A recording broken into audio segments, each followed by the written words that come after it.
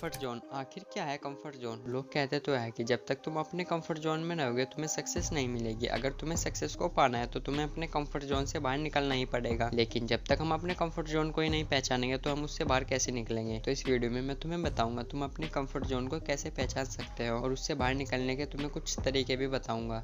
एक बार एक जगह एक भिखारी बैठा होता है, उसके पास ही बैठा एक कुत्ता रो रहा होता है। तो एक व्यक्ति उसके पास आकर पूछता है कि ये कुत्ता क्यों रो रहा है? तो वह बताता है कि इसके नीचे एक कील है जिसके कारण इसे दर्द हो रहा है और वह रो रहा है। तो आदमी पूछता है कि तो फिर यह कुत्ता वहां से उठ क्यों नहीं जाता? तो भिखारी बताता है कि दर्द इतना भी नहीं हो रहा है कि वह सहन न कर सके और उठने का कष्ट कौन ही करेगा। तो बेसिकली वह कुत्ता अपने कंफर्ट जोन में है। कुत्ता भी जानता है कि उसे दर्द हो रहा है लेकिन इतना नहीं कि वह उठकर दूसरी जगह पर जाए। कंफर्ट जोन बेसिकली वो जोन होता है जहाँ पर रहकर हम जानते तो है कि अगर हम यहाँ पर रहे तो हमारा नुकसान होगा, लेकिन इतना भी नहीं कि हम अपने इस कंफर्ट को छोड़कर जाए। अगर तुम बाहर के साथ साथ अंदर से भी कंफर्ट हो तो वह तुम्हारे लिए कंफर्ट जोन नहीं होगा। कंफर्ट जोन में लोग बाहर से तो कंफर्ट होते हैं लेकिन उन्हें अंदर से पता है कि इससे हमारा नुकसान होगा पर उससे हमारा काम चल जाएगा। अभी से तुम एक और एग्जांपल से समझो। मान लो कि कोई बंदा है, वह 9 से 5 जॉब करता है और उसे महीने के एंड में अच्छी खासी सैलरी मिल जाती है जिससे वह अपने पूरे महीने का खर्चा चलाता है, अपने शौक पूरे करता है और उसी में से कुछ पैसे बचाता है। तो बेसिकली वह बाहर से भी कंफर्ट है और अंदर से भी कंफर्ट है, तो वह अपने कंफर्ट जोन में नहीं है।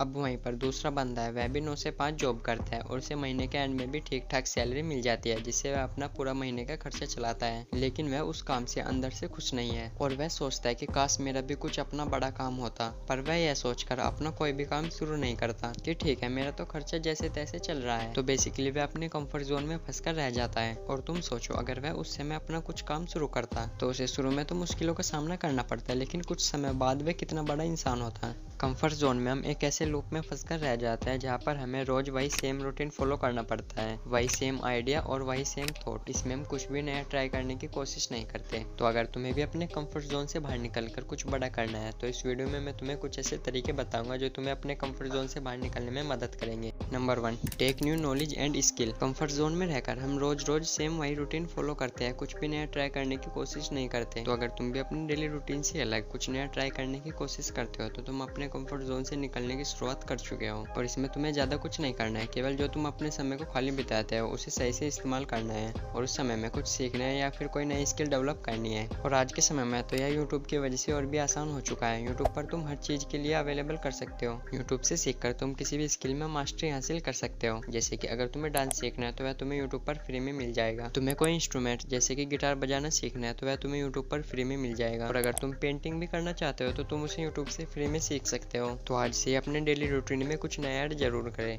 Number 2, face the fear. अपने डर से भागो मत, उसे फेस करो। अगर तुम्हें लोगों के सामने स्टेज पर बोलने से डर लगता है तो स्टेज पर जाओ और बोलो। शुरू में तो तुम्हें डर लगेगा और नर्वसनेस भी फील होगी और हो सकता है कि लोग भी तुम्हारे बारे में कुछ उल्टा सीधा बोल दे, लेकिन तुम्हें उन सभी बातों को छोड़कर उसे इतनी बार प्रैक्टिस करना है कि वही लोग बोले कि यह बंदा स्टेज पर सबसे अच्छा बोलता है। तो अगर तुम्हें भी किसी चीज से डर लगता है तो उसे इतनी बार प्रैक्टिस करो कि उस स्किल में तुमसे बेहतर कोई बन ही ना पाए, क्योंकि कोई भी काम एक दिन में नहीं होता लेकिन अगर ठान लिया जाए तो एक दिन जरूर होता है। Number 3, intensity.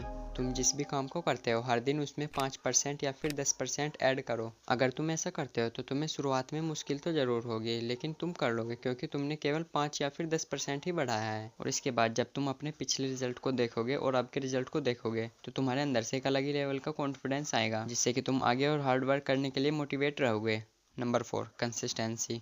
तुम पिछले सभी पॉइंट को तो फॉलो कर रहे हो लेकिन उन्हें कंसिस्टेंसी से फॉलो नहीं कर रहे हो तो तुम अपने कंफर्ट जोन से कभी बाहर ही नहीं निकल पाओगे, क्योंकि कंसिस्टेंसी एक one of the most important factor है हमें अपने कंफर्ट जोन से बाहर निकालने के लिए। तो बेसिकली तुम्हें पिछले सभी पॉइंटर्स को फॉलो तो करना ही है लेकिन उनमें कंसिस्टेंसी को भी लाना है। तो आज की वीडियो में इतना ही। आगे और ऐसी वीडियो देखने के लिए हमारे चैनल को सब्सक्राइब जरूर कर ले।